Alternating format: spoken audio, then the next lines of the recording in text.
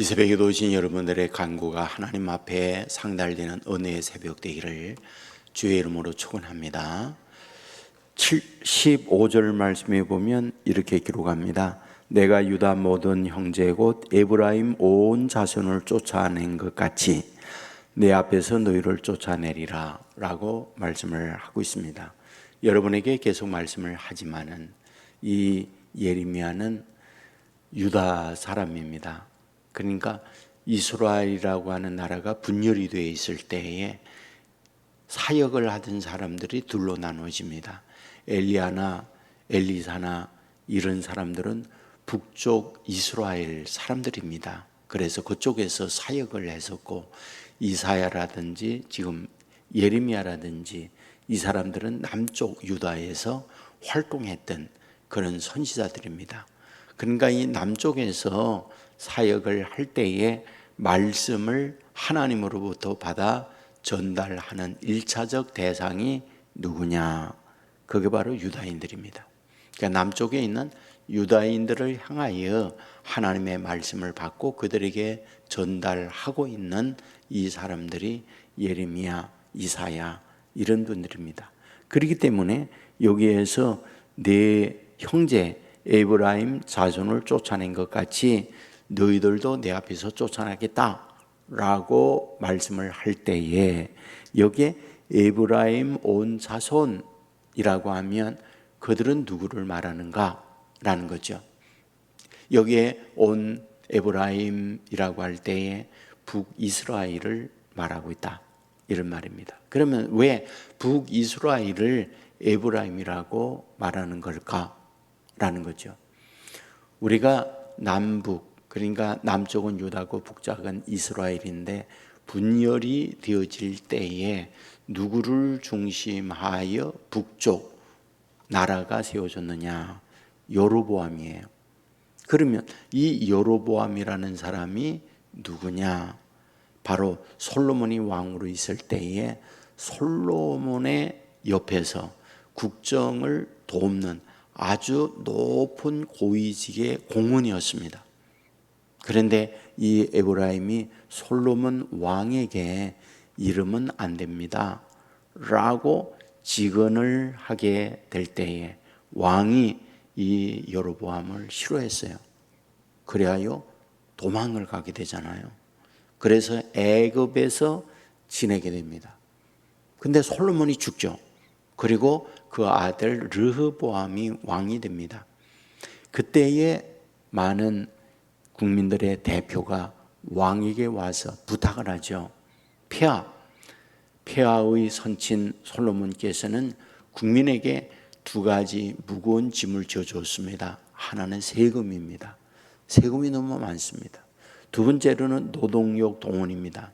우리의 시간을 갖지 못하고 날마다 와서 국가의 기반 시설을 위해서 노동력 동원이 되는 바람에 가정생활도 엉망이 되었습니다. 그러므로 우리에게 시간을 주어서 우리의 가족과 함께 지낼 수 있도록 도와주십시오 라고 하는 부탁을 국민들의 대표가 와서 왕에게 요청을 했던 거죠. 그때 이 르흐보암 왕이 자문을 구하죠. 먼저는 아버지를 도와서 함께 했던 원로 그룹들, 나이가 많은 그룹들에게 물어봐요. 국민들이 와서 이와 같이 말을 하는데 어떻게 하면 좋겠습니까? 그랬더니 원로 그룹들이 르흐보암 왕에게 국민의 요청을 들어주는 게 좋습니다 라고 이야기를 해요. 두 번째 자문 그룹에게 물어봤습니다. 그것은 소장 그룹, 자기 또래 젊은 그룹들에게 물어봤습니다. 그래, 백성들이 와가지고 내게 이런 두 가지 요청을 하고 있는데 자네들은 어떻게 하면 좋겠나? 그랬더니 소장 그룹들이 왕에게 이렇게 말하죠. 초장부터 국민들의 요청을 꺾어야 합니다. 만일 왕이 되면서부터 국민들의 요구를 들어주기 시작하다 보면 국정의 운영이 엉망이 되어집니다. 그러므로 초장부터 국민들의 의지를 꺾고 왕이 가고자 하는 길로 가십시오. 이 말을 들었던 르흐보암이 누구의 말을 듣느냐? 소장 그룹의 말을 받아들이죠. 바로 이와 같이 되어진 상황에 누가 왔느냐? 바로 애굽 땅에 피신하여 있던 여로보암이 돌아왔어요. 그리고는 불만 세력들과 함께 한 그룹이 돼서 그들이 나라를 분열해 나가게 되죠. 남쪽은 누구누구가 남느냐? 유다 지파와 베냐민 지파가 남고 나머지 10지파는 전부 다 북쪽으로 올라가게 되어진 거죠. 이런 과정을 통해서 나라가 분열이 되어졌는데 바로 이 여로보암이 누구다? 바로 에브라임 사람이다, 그런 얘기예요. 그러니까 에브라임 지파 사람이에요. 그러니까 에브라임 지파 사람이 왕이 되었다 해서 이스라엘이라는 이름도 같지만은 에브라임이라는 이름도 북쪽 이스라엘의 칭호가 되어졌다. 그래서 이 에브라임이라고 말을 하게 되어진다, 이런 말이 됩니다. 그런데 문제는 무엇입니까? 북쪽 이스라엘이 분열이 되고 난 이후 그들이 하나님을 버립니다. 그리고는 바알 종교를 따라가는데 바알 종교를 국교로 정하는 사람이 있었죠. 우리가 잘 알고 있는 아합 왕, 이세벨, 이들이 북쪽 왕이었잖아요. 그 왕이 하나님을 버리고 우리의 신은 바알 종교다 외쳤던 걸 보게 되잖아요. 그때의 선지자 활동했던 사람이 엘리야고, 그 엘리야가 외치죠. 너희들이 믿는 바알이 하나님이냐, 내가 믿는 여호와가 하나님이냐.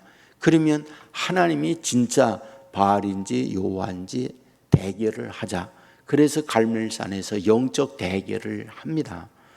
바알 선지자 450명이 모여서 바알이여 바알이여, 바알을 불 내리기를 원했지만 불을 내리지 못했죠. 엘리야 혼자 올라가서 여호와가 하나님 되심, 또 내가 여호와의 종됨, 이것을 저들에게 알게 하옵소서. 불을 내려 이 제단의 제물을 흠양하여 주옵소서. 그럴 때 하늘에서 불이 내려서 그 제물을 받아감으로써 여호와가 하나님됨을 증명하고 있는 걸 보게 되잖아요. 오늘 여기에서 우리에게 굉장히 중요한 부분을 보여주는 거죠. 사랑하는 여러분, 하나님이 살아계시다고 하는 거, 어제도 여러분에게 말씀을 드렸지만은 우리가 믿고 따라가는 하나님이 글자의 하나님이 아니에요. 사람들이 말하는 하나님으로 끝나질 않아요. 만물을 창조하고 창조된 모든 것을 다스리고 주장하고 오늘도 우리의 생사화복을 다스리는 분, 그분이 하나님인 거죠. 문제는 하나님이 영이에요. 영이라고 하는 건 눈에 보이지 않아요. 여러분, 보이지 않으면 존재하지 않는 건가요? 여러분, 우리의 몸은 보이는 육체로 되어 있기 때문에 여기 몸이 있구나, 그러므로 저를 보고 제가 여러분을 보고 여기 계시는구나 압니다. 그러나 생각은 보이지 않아요. 우리의 생각이 뭘 갖고 있는지 안 보입니다. 그러면 안 보인다고 보이지 않는 건가요? 그렇지 않아요. 보이지 않지만 존재하는 거죠. 여러분, 영도 똑같습니다. 여러분, 영은 존재해요. 여러분에게 기회 있을 때마다 말씀하지만 하나님께서 사람을 흙으로 빚어서 만들어요. 그리고 코에 생기를 불어넣음으로 생명이 됩니다. 그러므로 사람이 되었다고 성경은 말하고 있는 거죠. 이게 무슨 뜻일까요? 다른 동물하고 다른 창조물하고 사람을 구별되게 만들었다는 거죠. 그 사람만 하나님께서 코에 생기를 불어넣음으로 생명이 되어졌다. 무슨 뜻입니까? 하나님의 연결된 존재로 살아가도록 하나님이 사람을 만들었다. 그걸 말씀하는 거죠. 그러니까 하나님과 연결되어지지 않으면 사람이 살지 못하는 거예요. 지금 오늘 본문에서 지금 유다인들에게 강조하려고 하는 게 있다고요. 강조하려고 하는 게 뭡니까? 지금 너의 에브라임 형제가 나를 버리고 세상과 호흡하며 살다가 망했다. 그러므로 너희들도 나와 호흡이 끊어지고 세상 우상을 따라 나를 버리고 감으로 똑같이 너희들도 망한다. 이거를 지금 여기서 계속 얘기하는 거죠. 그러므로 너희들 바르게 와야 한다. 바르게 서야 한다. 이 부분을 본문에서 강조하고 있는 걸 발견하게 되어집니다. 사랑하는 여러분, 오늘 저와 여러분이 신앙으로 산다고 하는 것이 무엇입니까? 하나님과 호흡하며 산다는 표현이에요. 하나님이 저와 여러분을 만들 때 하나님의 형상을 따라 지음을 받았어요. 다른 것은 하나님의 형상을 따라 지음을 상조하지 않았습니다. 사람만 그렇게 만들었어요. 그러니까 하나님과 연결된 호흡이 없이는 안 되는 존재로 우리를 만들었습니다. 그러면 하나님과 호흡하며 살아가는 우리의 삶의 구체적 표현이 무엇입니까? 여러분, 계속해서 말하는데 세 가지 요소가 하나님과 연결되는 거예요. 하나는 기도요, 하나는 말씀이요, 하나는 찬양이에요. 그 말씀과 기도와 찬양은 하나님과 호흡하는 이 수단이에요.